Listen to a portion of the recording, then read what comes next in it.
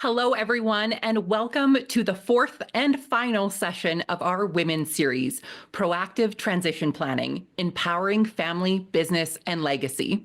I'm your host, Caitlin Dubin, and I am so excited to be here with you today. I'm a grain farmer from Southern Alberta, a storyteller, and a community builder. I have had the privilege of celebrating stories of women in agriculture through my podcast, the Rural Woman Podcast, since 2019. Thank you all for joining us here today. We are going to spend the next hour together, and I am confident this session will help you focus on your family's health, business, and legacy. As we get started, I want to acknowledge that I am coming to you today from my farm, which is located on Treaty 7, the traditional territories of the Blackfoot Nations, including Siksika, Piikani, and Kainai, the Tsuut'ina Nation, and Stoney Nakoda Nations. I give thanks to them who are the original peoples of agriculture and sustainability. Without their resilience, sacrifices, and knowledge of the land, we would not be where we are today in agriculture. Before I introduce our keynote speaker, Annessa Good-Hassard, there are a few housekeeping.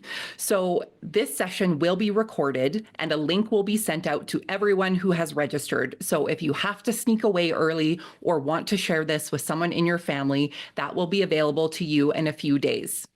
As you may or may not have noticed, today's session is the fourth and final of the four-part series. It has been a wonderful few months capturing different topics, and it's been a very educational series. If you happen to miss the first three virtual sessions, do not worry. We will include those in the post-event email as well. If you have any technical questions, there is a blue support button on the bottom lower part of your screen. Please click that and ask any questions there. And as you may have noticed, there is a chat on the right-hand side of your screen. Drop a hello in there and let us know where you are dialing in from today. Besides the chat, there is a Q&A box. Feel free to ask as many questions as you have in there, and we will get to those at the end of the session. The Q&A is moderated, and I will be asking your questions at the end of the session, and they will be anonymous. There is also going to be polling questions, which will be posted throughout the presentation, and you can find that beside the Q&A box. Please take a quick moment and complete the questions once they become available. Now, let me introduce you to our keynote speaker, Annessa Good-Hassard. Annessa Good-Hassard is a transition advisor, speaker, farmer, and owner of Peak Heritage Consulting. She knows firsthand the complexities and family dynamics surrounding farm transition. Annessa was raised on her family's farm, and she and her husband recently became the successors of their operation. Please help me welcoming Annessa Good-Hassard to the stage. Hi, Annessa. Hey, Caitlin, thank you very much. Greatly looking forward to diving in today. We have so much to cover. I am going to take no more time and let you take the stage. Awesome. Thank you so much. Thank you very much for the introduction. My family's farm is near Cremona, Alberta. We grew up raising purebred Semitols and exported Timothy hay to Japan. And now my husband and I have moved back to my family's farm and are very excited to be the successors there. When we're doing this, this is where I am, definitely say the analogy, it's a succession roller coaster. And so this is where, as a family, we're strapped in, we get to celebrate the highest of highs together, but we also experience significant lows. And that's the journey of life, but becomes ultimately prevalent when we're on a family farm succession journey together. So buckle up for the rest of the presentation today. And I just wanted to say a big thank you to Farm Credit Canada for hosting this incredible series. And I am so excited today to celebrate and honor the incredible women in Canadian agriculture. And so today, the topics are endless under the umbrella of family farm transition planning, but today we're going to dive into three. The complexities of family operations, one of the biggest topics that comes up in my one-on-one consulting is compensation and fiscal reality for our operations. And lastly, of course, we do need to talk about estate planning. And so, just a really quick note for today, of course, every family farm operation is so individual. So, you must talk about all options or considerations with your own personal technical advisors. All right, so let's dive in to the joys of family farm ran operations. So, a quote I came up with very early in my career is unspoken expectations are the silent killers of family farms and ranches. And I recognize that this is quite intense, but I've had the honor to work with over 500 Canadian farm families. And this is where I really see such a breakdown of communication, right? As we can all guess, this is one of the most common issues with family farm operations is communication. But what I feel in the industry is we're being told as farm families that we need to communicate more and we need to communicate better. And I'll be one of the first people to say it's hard and how. Me and my own family, we personally struggle with this. So instead of just telling us to communicate more, my goal today is to plant some seeds with different topics and that I give you some elements of things to discuss with your family members when you go home and technical advisors. So in saying that, let's start to tease out the family farm or the family ranch. So this is a diagram that my father, Merle Good, created when he started doing succession planning for families in the early 80s, and it still stands true decades later today. What I love about this diagram is it takes the farm and really starts to pull out the business and our wealth. So my definition of succession planning is the left-hand side of this diagram, which is the transfer of the business. Here, this is where we have our cattle, our equipment, our inventory. Of course, we have our debt. And for me, these are the individuals that have chosen agriculture as their career. You know, you may still have a farm income, but you have chosen to enter into this business and this way of life. And then, very intentionally, there's a hard line which shows that on the right hand side of the diagram, this is our wealth. So, this is where we start to focus on estate planning, which to me is the transfer of assets proactively while alive, and then, of course, also to be addressed in our wills. And so, in this personal wealth bubble, just conceptually, this is where I help families address current state. And sometimes this is one of the biggest steps in helping families get started with their transition plan is identifying who owns what, which sounds kind of simple. But you know, does the corporation own it? Is it personally owned? Is it a partnership? I haven't had a family yet that when I ask multiple people of the same operation how many cows they own, give me the same answer. Everybody's got a different answer. So this is just the power of current state when people ask me, where do I start? But going back to this wealth asset, of course, as we know, the land and the quota and today's values, this bubble is huge. And the reason I say it's personal wealth, even if you have assets that are incorporated, the concept is to understand that that is your personal wealth because the shares may be held personally as well. And then, of course, we have our off-farm asset bubble. Now, it's very, cognizant of this bubble is if I was to draw it to scale, how big would it be on most family farm operations today? Teeny tiny, right? In comparison to the land and quota bubble. And of course, we understand that that is because all of our money has went back into the farm business to be viable and sustainable.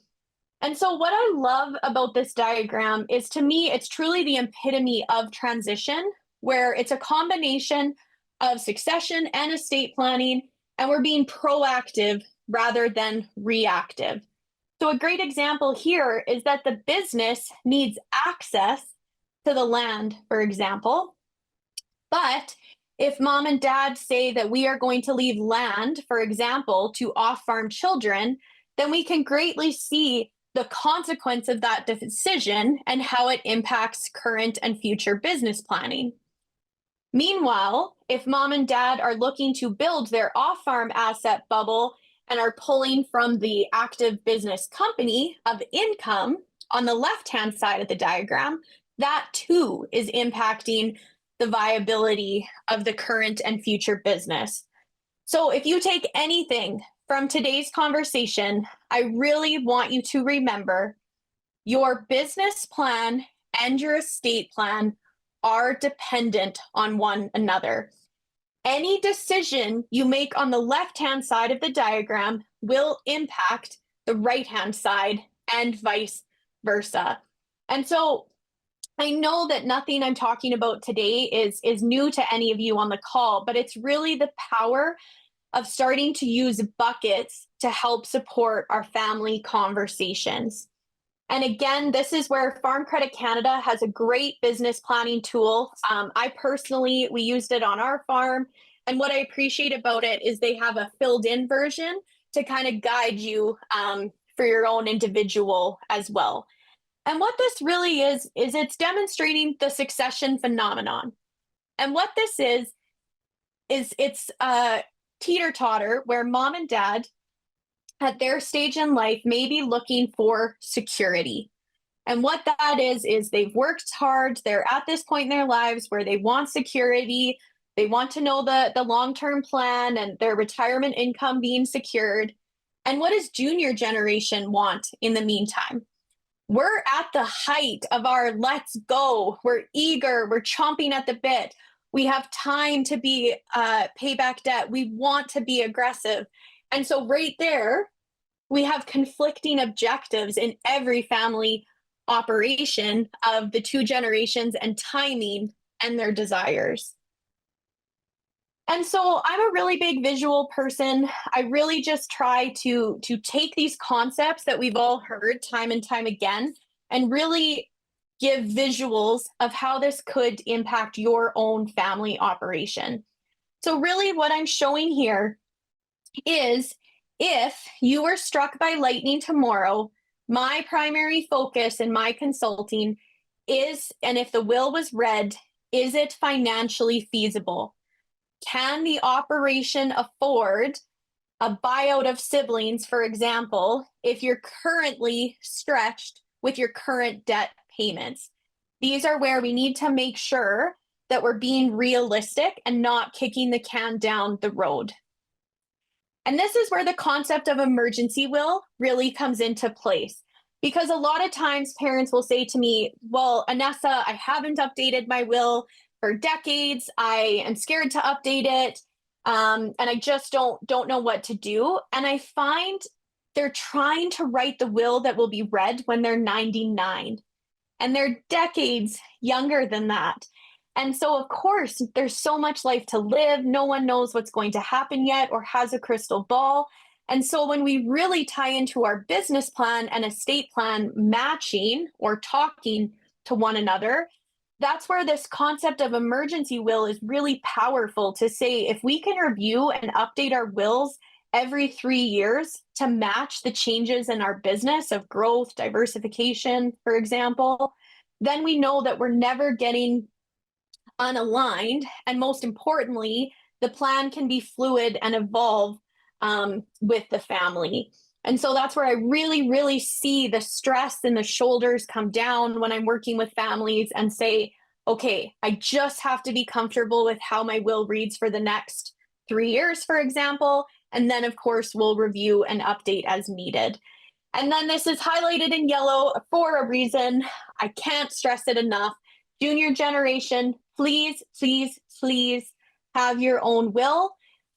It terrifies me and breaks my heart how many children or grandchildren have not been accounted for in our family planning. Please do not leave it to the courts to decide what happens with your most important asset. If you want to think of it as a farm asset, that is your family. And so that's why with my planning, I always try to look at it as a fork in the road. The first fork is our long term transition plan that has ages and stages and is a process. But then the second part of my planning is I want to be empowered and prepared that if any key member of this family farm operation passes away prematurely, our business is viable and sustainable and our legacy can continue. This is one of my favorite quotes when it comes to family succession planning, and it is that perception is reality, facts are negotiable. And, that sounds kind of counterintuitive or funny, but that's why in planning, I do lean on math a lot because math can help alleviate emotions, but it cannot take out emotion, which I find so many people expect that to be able to do. But every single person in your family will look at the same decision or topic from their own perception, which then leads us to what are some common transition issues for family brand businesses? So, I really like this three circle model because it shows that not only are we tackling family issues, which, we could all probably list them very quickly: communication, conflict management. Is anybody's sibling entitled? Sibling dynamics. But then we also have at play our business issues.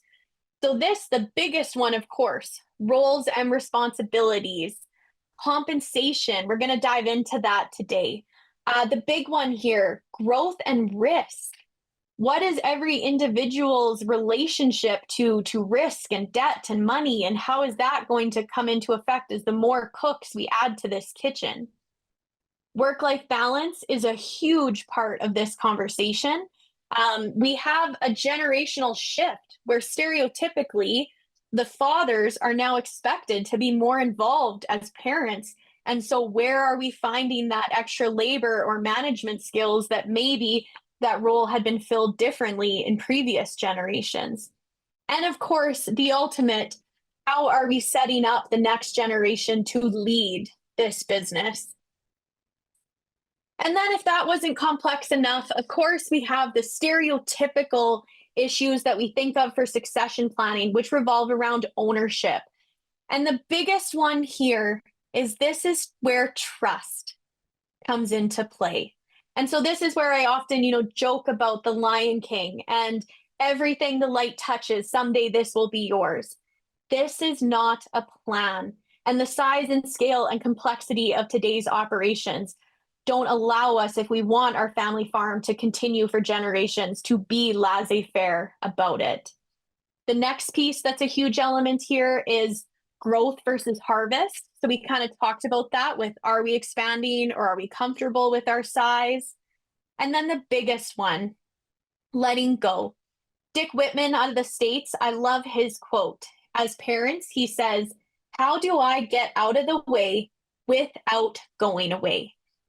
And I can tell you with utmost confidence that none of the junior generation want our parents or the senior generation to abandon us with the operation. Sure, there's some days that you drive us crazy and we love for the days that you take a vacation or give us a chance. But we really want that mentorship and teaching and encouragement and looking for those opportunities to lean on you without having you go away. But we do need a plan. And so this can also be a great tool to identify what members should be a part of what meetings. So I've had families use this as those that own assets are part of meetings different than those that work in the business. And then, that's where we have to talk about today, especially with this being a women's series, the very exciting opportunity and change that we've had with our generation where women are starting or taking over family operations themselves. And so this has brought a whole slew of new dynamics. I'm living it personally with my husband, where now you have a son-in-law working with a father-in-law on their operation, and this whole new dynamic shift. And so while there's plenty of opportunities, there's also new obstacles, and we have to grant each other grace on this journey. So, really talking about granting each other grace, a big piece of this is recognizing that every single day, especially if we use parents, they have their parent hat on, they have their CEO hat on, and they are also the manager of a very complex operation. And so at no point in time can you take your hat off. I can't take my daughter hat off at any point in time. And I also can't decide today that I'm not going to go out and do chores, or a couple days ago where it was minus 36. We can't take those hats off. And so, again, it's granting each other grace and realizing why this is complex and why this takes time. And my red triangle here is really to emphasize there's a certain population that feels this the most stereotypically. If anyone can guess who that is, feels the pressure of being in the center, stereotypically, it's our mothers and wives and daughters. They are feeling the pressure of the family circle just as strong as ownership and business. And so today, in celebrating women, I firmly believe you are the heart of the businesses. That doesn't come without stress and anxiety and complexity, but really understanding that there's a lot of strength and beauty in these roles as well. And so again, none of this is new, but that three-circle model could have been used to explain any family brand business, such as the local grocery store in your town. But in agriculture, we decided to add another significant complexity of land. And really what this is just driving is, of course, as we all know, the complexity of market value related to productive capacity, et cetera. But I think this is a great opportunity to educate not only our farming junior generation, but our off-farm children as well. I was with a family the other day, and I was working with the off-farm child and educating them. We can't be frustrated in what they don't know if we don't coach and teach. And we just did cowboy math for this family, and very rough cowboy math. And what we came out with was it took for this family $67 of capital for mom and dad to make $1 of grocery money. It's just such a complexity that we have in agriculture that if we're not exposed to the books and understanding, it's very foreign to understand. This slide, I think it's one of the most important slides out of today's presentation. You can have it all, but you cannot do it all. And that is often where I find, again, the stress and the heart of the business, the women on this call today. You need to build your transition team. And on this team are your internal family members, but also your external advisors. So it goes beyond the stereotypical lawyer, accountant, banker. We're now recognizing that a transition team needs to expand to also include business. That's often overlooked. And so a great exercise for you to do at home, I highly encourage it, is each family farm member fills out these three-circle Venn diagrams independently. And then you compare as a family. So when my family did it, my dad filled out the chart and I looked at it and I was like, who's Bob? And when dad explained to me who was Bob, what value he brought to the business, this is again a part of our long-term contingency plan that I now knew we needed to foster a relationship for myself and Bob as the junior generation. The star is to represent those advisors such as myself, FCC's advisors, other advisors in the industry that do more of a holistic, big picture planning. But also there's a significant role here in who helps facilitate the conversations between family, advisors, advisor to advisor. And again, this role stereotypically falls on the women in the operation. But I also think that's okay within reason, because one of our superpowers is connection. So I am encouraging you today to embrace this strength that we have, be empowered, lean on your various communities, especially those technical advisors that I showed in the previous slide, and lead your family through this next phase. And so let's dig into compensation. And so compensation, it has huge impacts on family dynamics. So my encouragement to you is check in at home. How is each member being compensated today? And how are we starting to forecast that they'll be compensated in the future? Because why I find this is such a dynamic impact is because the root is tied to how am I valued and how am I perceived to be valued in the operation by mom and dad, by my in-laws, by my siblings. That's really where the root comes that I find drives a lot of the family conflict.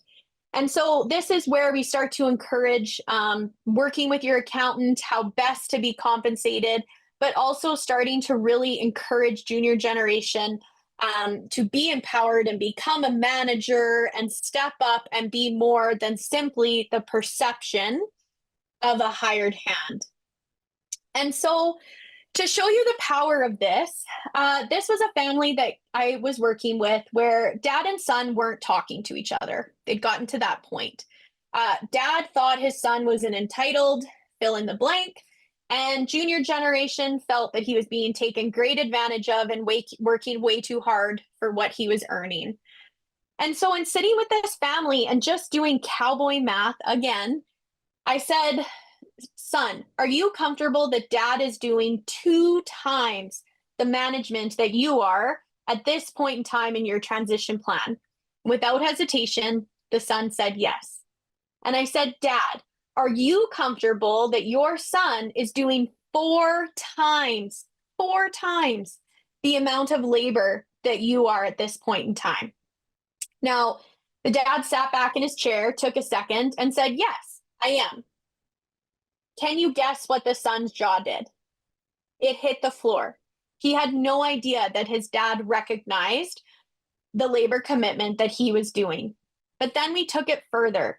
In this land lease option, dad owned more personal land that was being rented back to the farm business than junior generation. And what was really exciting about this plan is this family was incorporated, and mom and dad were already starting to redeem their shares. So this is a strategy of having parents convert their wealth, so living off their equity. So what it is the company was buying mom and dad out over time. So the preferred share balance was declining. Conversely, the common share balance was increasing, and this was allocated to the son.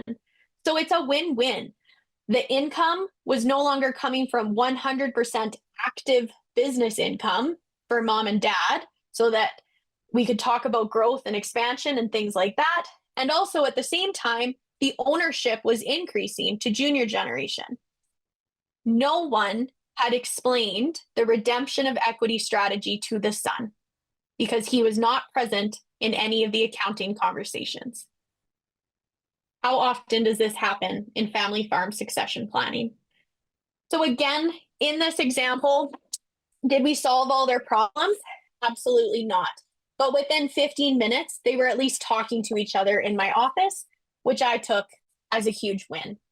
On my website, there's a free resource where we go through income allocation, but I also have a journal template, which I really encourage you guys to look at for opportunities of tracking to help alleviate some of that conflict. And so when it comes to fiscal reality, these are some key questions that I'm hoping you guys start to talk about with yourselves and your key advisors. How much does it cost you to live each year?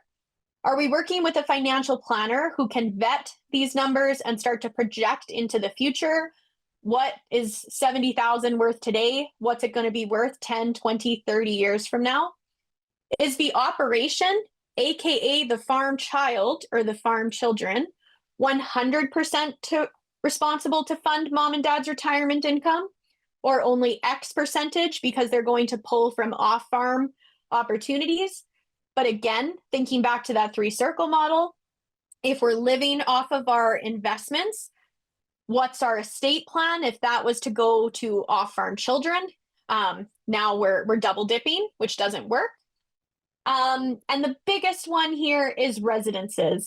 They are incredibly personal, but they are detrimental to a business plan because, from a business plan point of view, residences are unproductive debt. So, being very clear who is responsible and for how many. A lot of families I work with, they helped child one through the business, but then more than one child has decided to come back and join the business. And now we're at a crunch point. And again, cannot stress enough before we make any decisions, how long and is off-farm income required and by whom? And again, this is where I'm really stressing to senior generation, how are you going to retire? We kind of talked about it a little bit already, but working with our advisors to create a combination of income and then starting to pull from your wealth and equity, so that at some point we are no longer taking 100% of our income from the business. Because again, if mom and dad are 100% taking their income as active business income, then there's no transition plan. There's been no transition of assets proactively through this journey.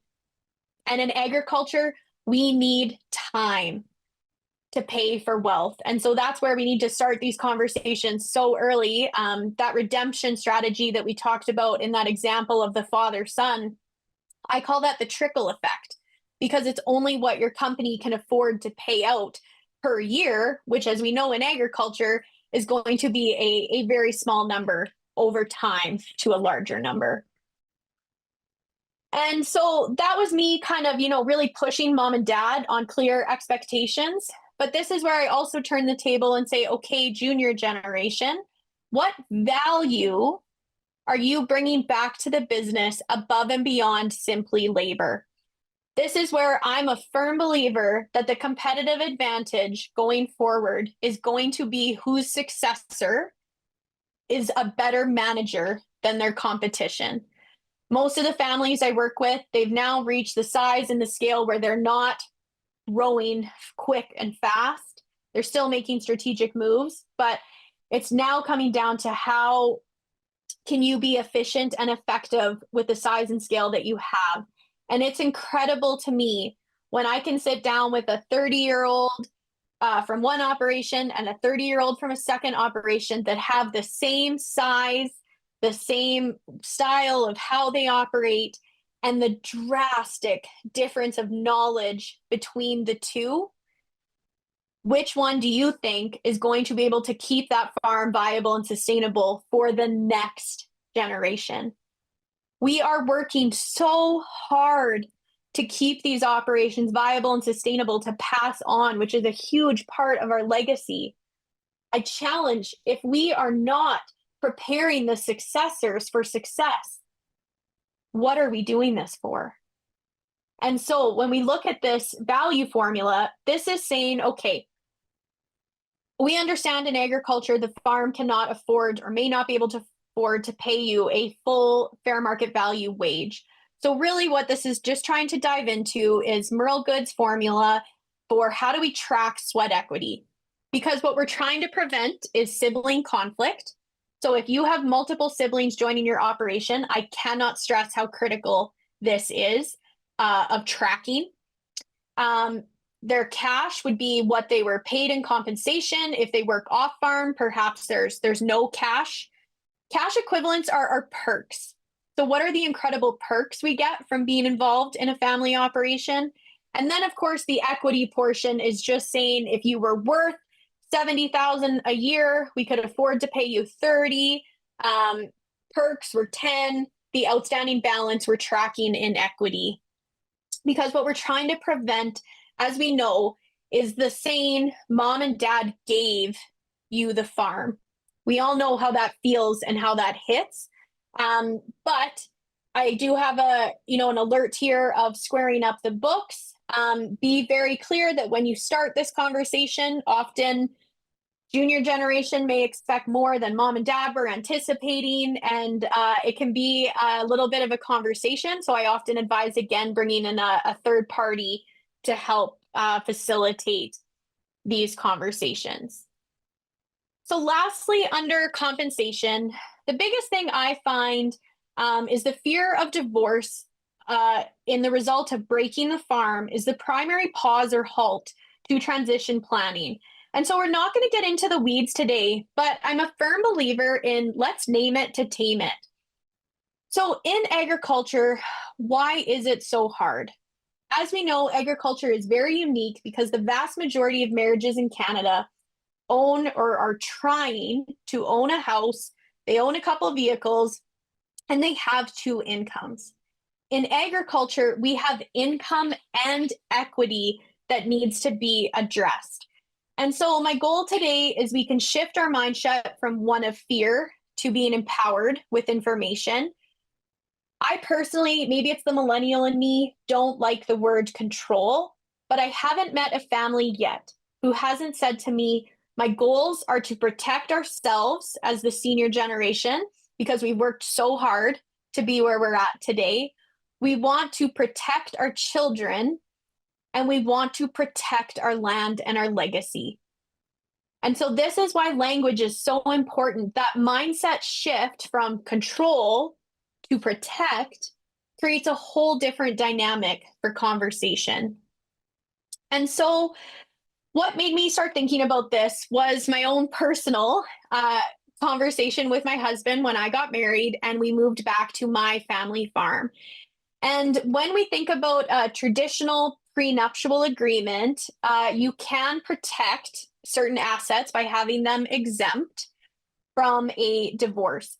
But the conversation that comes up a lot in the families I work with is saying, A, when junior generation gets married, they don't own hardly anything. And B, what is the difference of time? If I've been in this marriage in operation 5, 10, 15, 20 years, does the conversation change? And so for today, we're going to focus on spousal support and equity. I took out child support because the courts are going to rule how that works. But I want to be very careful that when we talk about this, I am specifically focusing on the business viability point of view, not taking into account, making sure that the in-law is respected and heard. And that's a huge part of all of this, and that the in-law themselves are very protected and honored and acknowledged. But what I find is the block is parents are terrified the business is at risk. So that's what we're tackling today. So when I look at this diagram, this is what I've started to think about. If a younger individual or beginning of marriage gets divorced, often they may expect income at this stage of life to get back on their feet, especially a consideration if a spouse has not been active in their off-farm careers, which is stereotypically raising the children. So the question to consider here is how much equity would be owed, as how much equity does the marriage own at this time? We then look at middle-aged individuals, middle of marriages. Is there any type of balance at this point in time? Often there's still an expectation of income because now they may have been out of the workforce for a longer period of time. And again, we're going back to how much equity does the marriage own, because at this point in time, stereotypically, they have acquired some income. Now, the big thing here is at this time, the concern conceptually is double dipping, meaning that the ask is for equity and income at the same time. So questions to start thinking about is, can the income come from buying out the equity versus two separate pots? There's no right answer. I'm just trying to give you guys things to start thinking about and facilitate conversation. And then again, at the other end of the spectrum, we have our senior individuals or gray hair marriages. Statistically, these are becoming more common internationally. And these are the divorces that have a larger chance of breaking the business, if you will. Now, they may require less income, but they often expect more equity as they have contributed to the building of this business. And so, again, questions or things to start thinking about for the departing spouse. Would this equity be transferred down the line to a family member? This is where proactive transition planning is crucial. And where we start to think about concepts of if equity is not to be converted 100% to cash, is it X percent of cash over Y amount of years so that we can ensure that it goes to the children or the next generation and not a new spouse? So really, I hope that you are no longer paralyzed, pardon me, with fears of what if, and we can start to work with our technical advisors to create plans and scenario plan accordingly of what is financially feasible to ensure that the business is viable and sustainable, but yet all family members, departing spouses, children, etc., are protected. And so really what I'm just trying to focus on here is communication. Please talk to your families.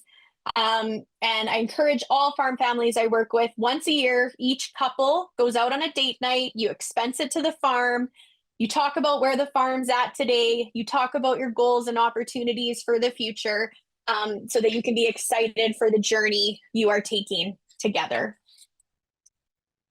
And so when we talk about estate planning today, I really want to focus on the proactive element. And again, it's not a surprise to any of us that the value of land and quota is the elephant in the room. And so, we've already talked about divorce today, but what I find again, when we talk about the proactive transfer of assets, whether it be land, shares, equipment, livestock, there's a lot of fears that parents share. And these are the 6 that I like to focus on in my consulting. So again, on my website, I do have a resource that goes more into depth of these 60s, but let's talk about them today. So what fuels the fears of proactively transferring assets? So we've talked about divorce today. Next, let's talk about disposition. Disposition is just a fancy word for sell, which ultimately is the fear of the quick flip, meaning parents have anyone that sells their assets have converted wealth to income. So I like to take it one step further and start to look at who gets the first right to purchase this asset. How long do they have to purchase to make a decision? This was an example of a family where a brother had the first right to purchase, but they didn't have clear expectations. The brother shared, hey, I'm going to sell this on Friday, and listed it on Monday. So he didn't give the other brother any opportunity to get financing in order or get prepared. And again, what's our exit plan?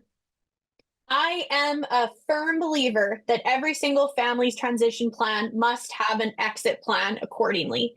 Even though I know we love farming, we're going to be in it, we're the chosen ones, we're the chosen successors, no one has a crystal ball. If you put an animal in a cage, what happens? They will fight for their life. We are animals. Do not enter into an agreement without having a proactive exit agreement, which again, the purpose of it is to ensure that the business stays viable. So the exit plan should focus on time. We need time in agriculture to repurchase capital assets. It could address if there's any penalties in place for exiting early, things like that. The next D is huge for family dynamics. It's debt. There's always the concern of becoming overcapitalized. And again, ties back to what's the risk tolerance between co-owners. This is a huge unspoken expectation.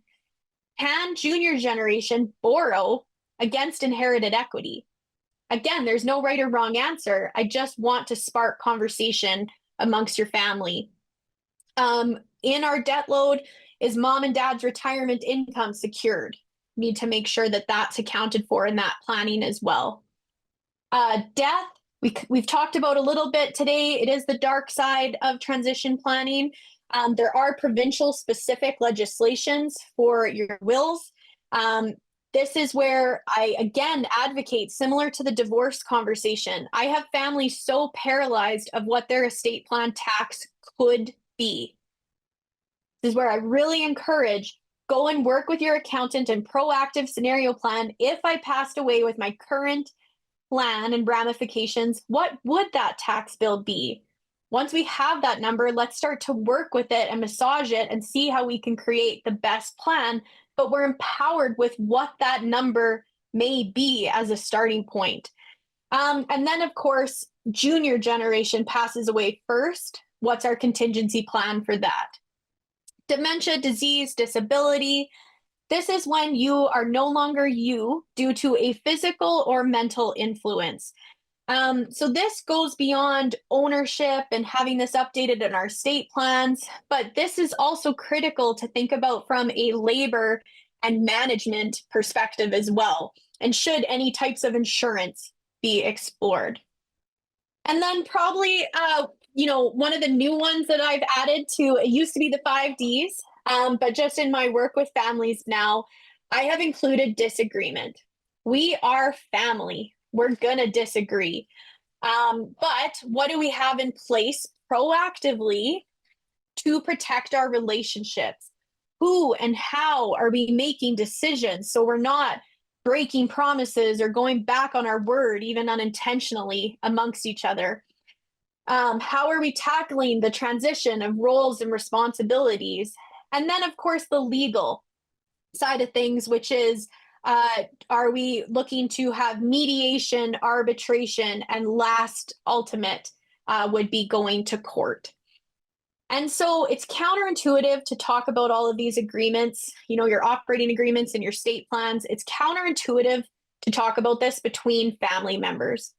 But I cannot stress enough the importance of the more seatbelts we can put on to proactively address these issues, then we're more comfortable with transitioning assets while alive.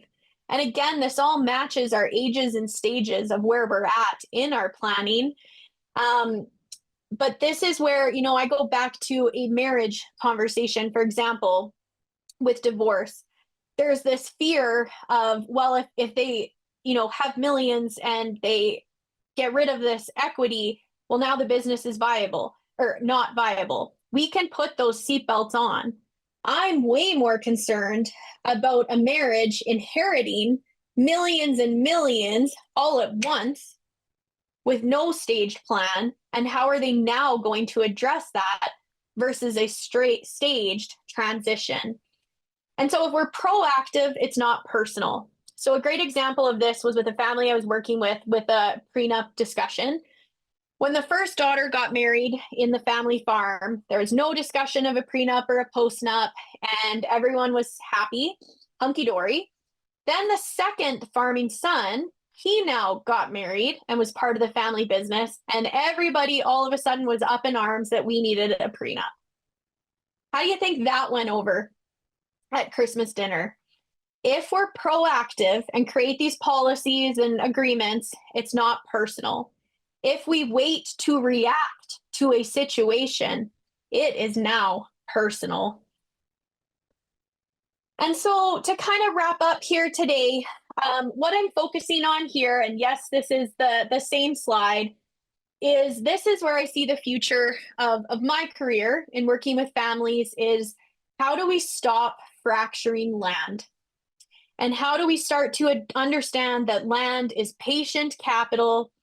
Is there opportunities for estate planning and fair versus equal? And what will these different opportunities look like? And really starting to address, is $1 of cash equal to $1 of land? And again, that's just a conceptual conversation I'm having with the families I work with. But what it's really playing into is transformational income, which again, a concept I learned from my father, Merle Good, which was saying $100,000 of income to an off-farm child's life transforms their life, right? RESPs goes towards their mortgage. $100,000 that's same to a farming child, it's not even 1/10 of a combine with today's numbers. So again, tying back to no one can tell you what's fair or what's equal. Each family has to make that decision themselves, but getting creative as advisors in how we can help support you and those conversations.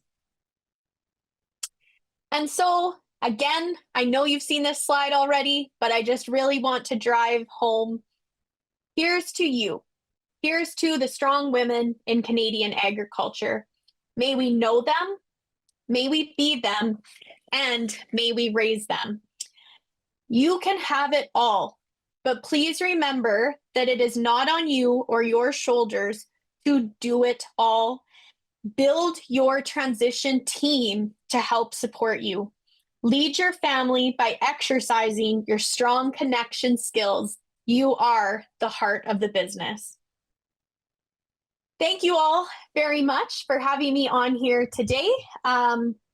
This is my contact information if you have any questions after. And now I'm excited to pass it off to Caitlin and we can take some Q&A.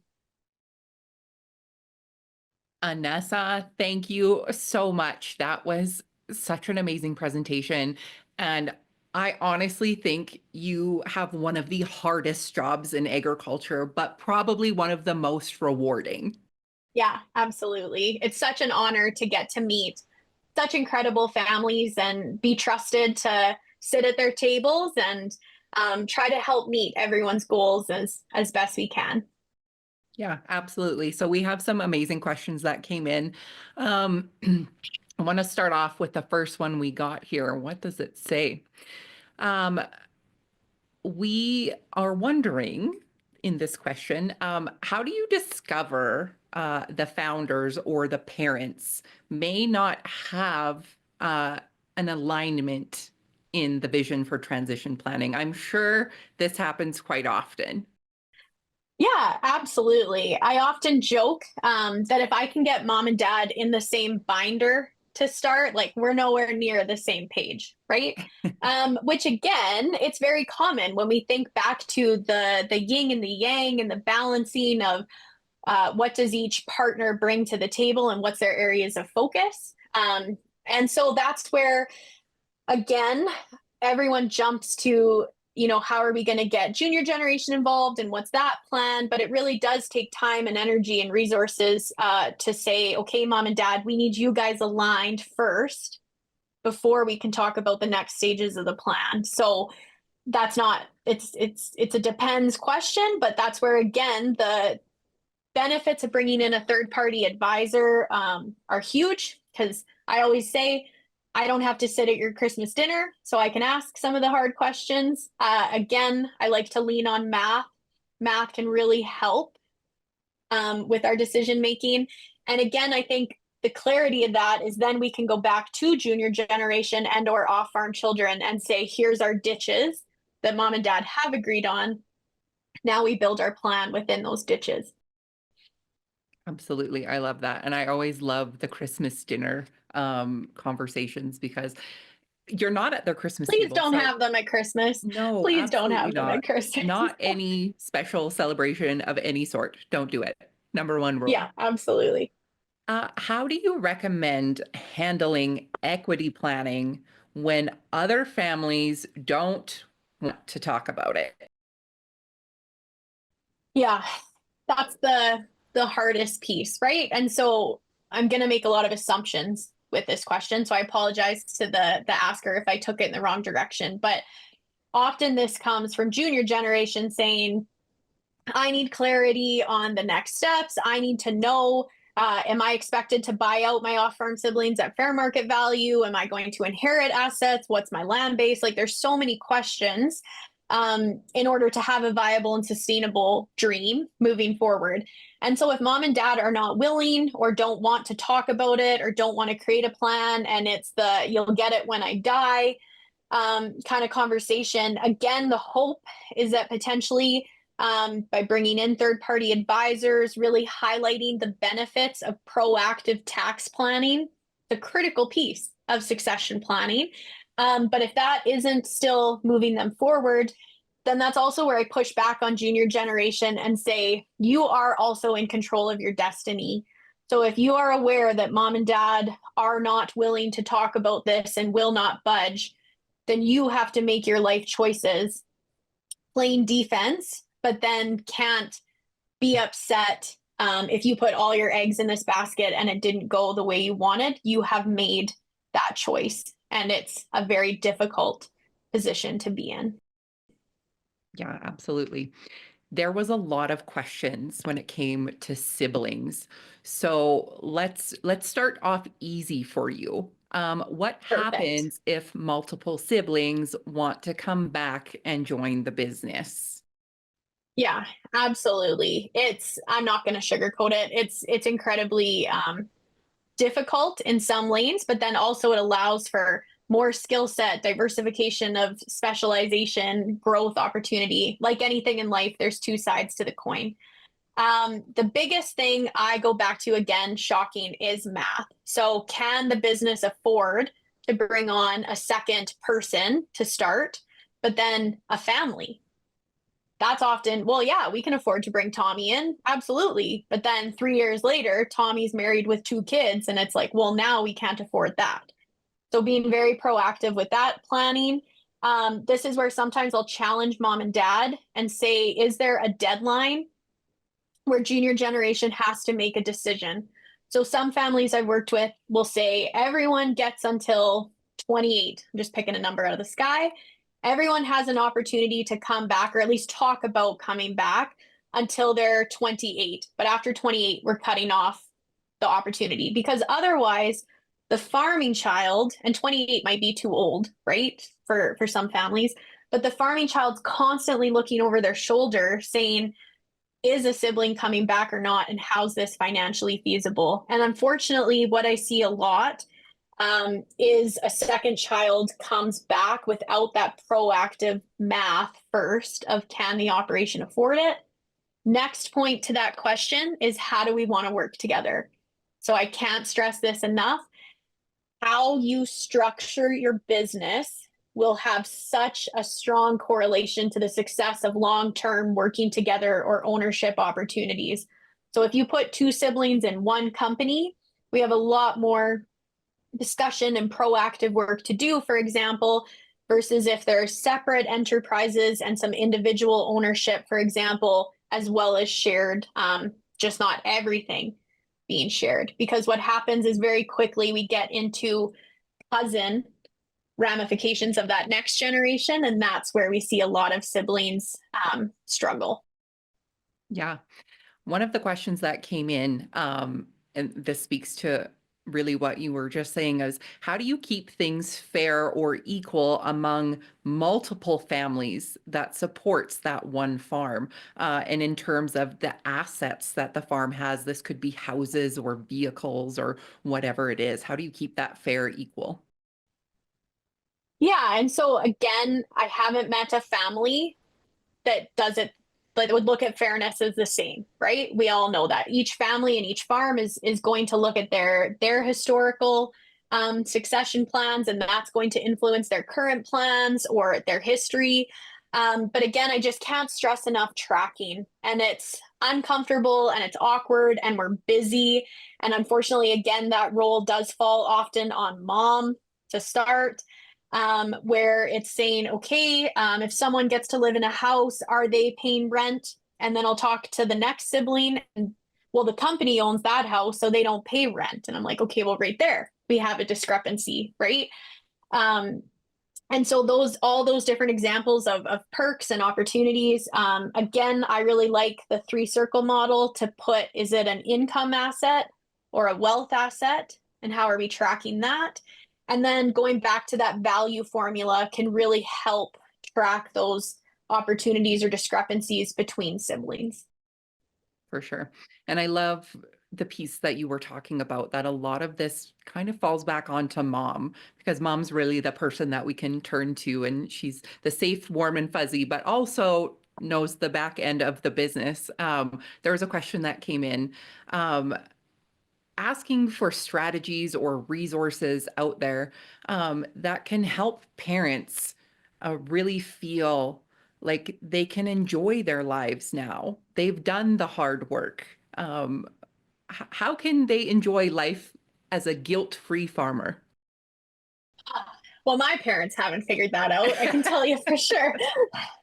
No, I'm joking. I really find that, again, I sound like a broken record, but I hope it's coming across that it's in the business planning and the estate planning. When we're comfortable and know our financial obligations, where we're at today, if disaster struck tomorrow, we're covered. Then I see parents that are like, oh, we could take a trip. We could do that, right? Like there's that comfortableness that the decisions they make. My focus on retirement income for mom and dad is I will hound them that they are not going to live on cat food. They have worked way too long and way too hard. And my concern is they're squirreling to build that off farm asset bubble, typically for the off farm children. And so that's where, again, we go back to our planning. I love using a financial planner because they will call dad out. This happens all the time. Dad says, I live on $35,000 a year, like puffs his chest, right? And it's no, you don't, sir, because what is the farm covering today? Utilities, payments, things like that. And that's absolutely fine if we track it and account for it. But being prepared that if you did have to move to town prematurely, that you can cover it and have fun, go on trips. Everyone says you have to have hobbies as a farmer. I 100% would love for you to die with your boots on at home. I just want to make sure that we have a transition plan where junior generation's empowered with that next step. Sorry, I'm kind of ranting here, Caitlin, but every single family I've worked with where mom and dad have went on an extended trip have come home and been so shocked at how well the operation ran without them. And it's like, yeah, you've raised really strong, powerful kids and managers. And the kids are like, oh my God, that was the best 2 weeks of my life. Right. So we need to practice that for sure. Absolutely. Absolutely. Annessa, this has been amazing. Thank you so much for all of this information and really, and I hope inspiring everyone here to have these conversations. They're not easy ones to have, but when you feel confident and you know what your vision is for the future, whatever generation you are, I think we're in good hands in agriculture. And thank you so much for all that you do and your amazing presentation today. Thank you very much.